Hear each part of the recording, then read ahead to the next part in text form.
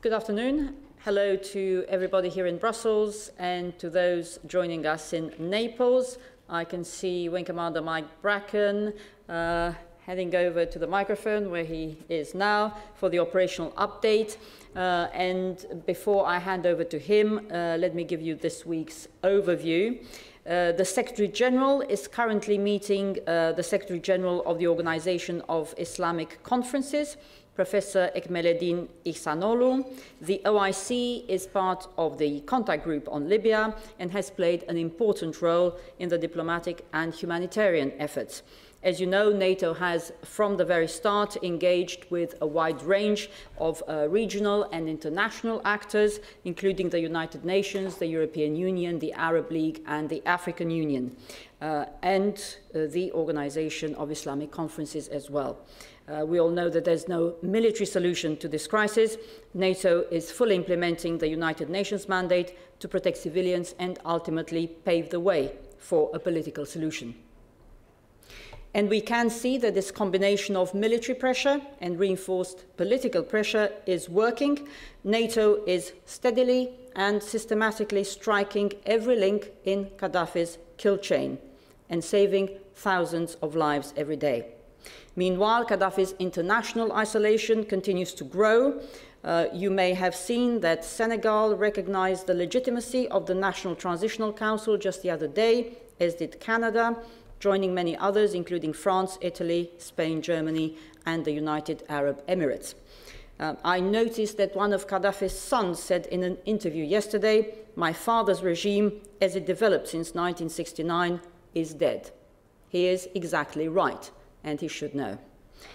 But Gaddafi should stop killing, brutalizing, and threatening his people in the name of a regime that even his son says is defunct. Clearly, time is not on Gaddafi's side. He is Libya's past, not its future. NATO has absolute commitment to see this mission through, and we can sustain the operation for as long as we choose. That was the very strong message during the Secretary General's trip to London on Tuesday, where he met Prime Minister David Cameron and Foreign Secretary William Hague. Of course, they also discussed the start of transition in Afghanistan and the increasing capability of Afghan security forces to take over lead responsibility for security. In Madrid yesterday, discussions with Prime Minister Zapatero focused on NATO's potential role in a post-conflict Libya. The Secretary General has made very clear that we see the United Nations playing the lead role once our mission is accomplished, and the whole of the international community should be planning for that day as a matter of priority. Finally, you may have seen that earlier today, the Swedish Parliament extended the country's participation in Operation Unified Protector by another 3 months. Sweden is a valued partner, and we very much welcome this decision. And with that, I can hand over to Naples and Wing Commander Mike Bracken. Mike. Thank you, Juana, and good afternoon, Brussels, and welcome to those of you who have joined us here in Naples. Since Tuesday, there has been very little verifiable change at the operational level in the situation across Libya. NATO continues to carefully monitor the pockets of fighting between pro- and anti-Gaddafi forces in areas such as Brega, Daphnia, the western coastline, and the Berber Highlands in order to reliably establish a clear picture of events on the ground. Our analysis capabilities continue to fuse information from a multitude of sources, whether they be from NATO and partners' state-of-the-art surveillance or from open-source reports into reliable, usable intelligence so that the forces involved in Operation Unified Protector can carry out their military task in this dynamic and complex environment. The no-fly zone continues to be maintained, and the maritime embargo to prevent the flow into Libyan ports of weapons and equipment which could be used to harm civilians remains highly effective. NATO airstrikes continue to focus on destroying and degrading command and control nodes and other military targets in order to stop the regime's ability to coordinate attacks on civilians and, crucially, reduce its will to fight. Our tactics are working. Yesterday, there were more reports emerging of pro-Gaddafi troops defecting across the Tunisian border. All NATO strikes are planned and carried out with great care and precision in order to strike legitimate targets for maximum military effect and minimize to the fullest extent the risk of causing civilian casualties. We take all reports of civilian casualties caused by NATO extremely seriously, and we investigate all allegations. It is worth emphasizing that no such allegations have yet been positively verified by the media or any independent witnesses during the course of NATO's campaign in Libya. Success in this campaign will not be measured by tallying targets and cannot be achieved through military means alone. However, the number of targets that NATO has successfully destroyed and disabled does indicate the sheer size and strength of the military machine which Gaddafi amassed over the last 40 years in order to oppress his own people. Gaddafi's Libya was a military dictatorship. It is that simple. Through the course of this campaign, NATO has been steadily dismantling the pro-Gaddafi military machine and its capability to launch attacks and inflict violent atrocities on the innocent men, women and children of Libya. To put this into context, here are some target statistics for the period the 31st of March to the 12th of June. NATO has struck over 2,000 targets in total.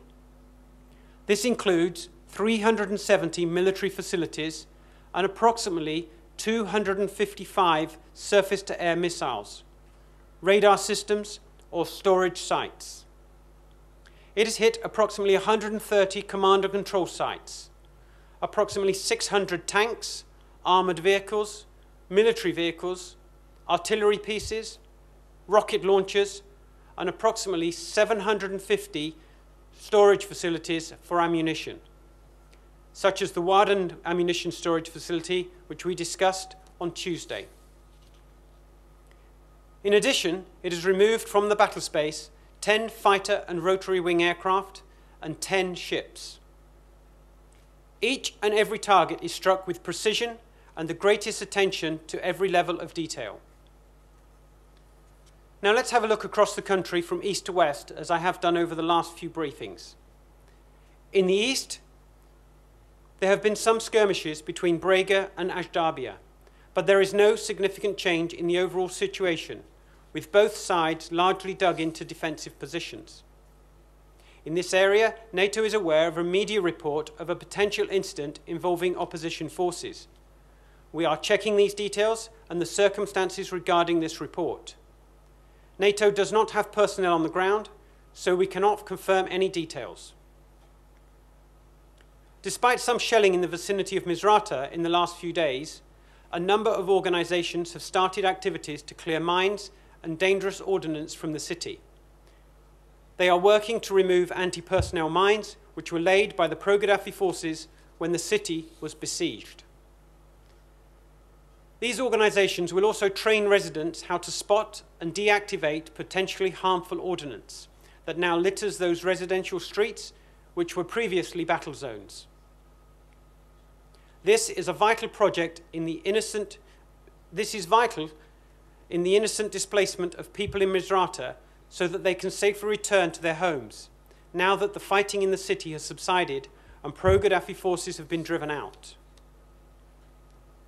West of Misrata, there are some positive signs that civilians are unifying against the Gaddafi regime, with reports of anti-Gaddafi uprisings in parts of Zlitan. We know that the hotspot for pro- and anti-Gaddafi military engagements now lie approximately 30 kilometers west of Misrata between the towns of Daphnia and Zlitan. Here the situation is highly charged, but for the time being, pro-Gaddafi forces appear unable to strongly counter the anti-Gaddafi forces' incremental advances towards Tripoli. With regard to the western coastline, we have strong indications that some anti-Gaddafi uprisings are occurring at Al-Zawiya and in nearby villages. In the west and in the Berber highlands, pro-Gaddafi forces have shelled the Wazin border. This is at the Wazin crossing point and is most likely an attempt to restrict anti-Gaddafi forces' freedom of movement in the area.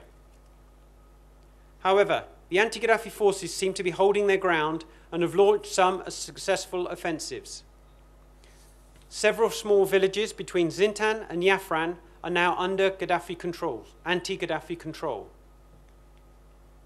In Tripoli, NATO's intensification of airstrikes has resulted in the destruction of crucial command and control nodes, military equipment, and ammunition storage facilities, particularly within the vast Bab al-Azir presidential compound. Gaddafi's military intelligence headquarters and other important communications and intelligence facilities have also been damaged or destroyed. NATO will maintain the high tempo of strikes in Tripoli in order to limit Gaddafi's ability to coordinate his forces' activities across Libya. It is unfortunately still the case that pro-Gaddafi forces continue to show a shocking determination to harm the Libyan people.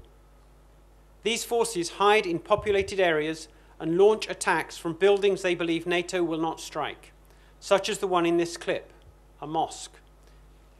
In this clip, you will see pro-Gaddafi regime people and vehicles moving next to a mosque. Then you see missiles launched from the mosque courtyard in the town of Zintan.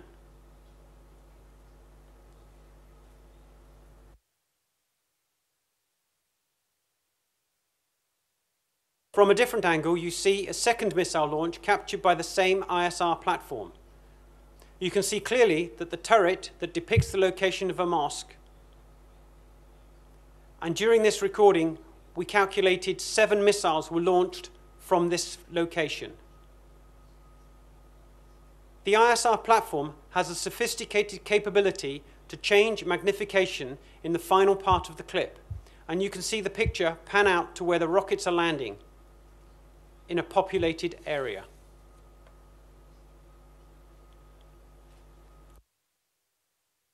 In sum, calculated and callous actions like these mean NATO's campaign to protect the Libyan people must go on. It will continue until Gaddafi forces stop attacking their own people. That concludes my statement, and Juana and I will be happy to take questions.